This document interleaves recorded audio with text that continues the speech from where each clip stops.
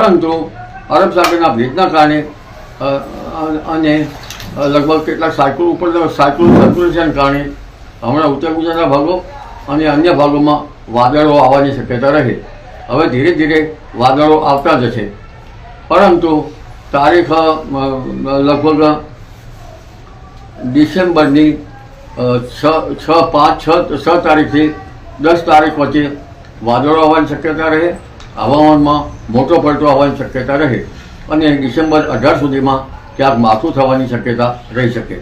December 20થી દેશના ઉત્તરીય પર્વતીય પ્રદેશોમાં ભારે વરસાદ થવાની શક્યતા રહેશે. હવે ઠંડી ધીરે ધીરે ડિસેમ્બરના લગભગ ત્રીજા સપ્તાહથી વધવાની શક્યતા રહેશે.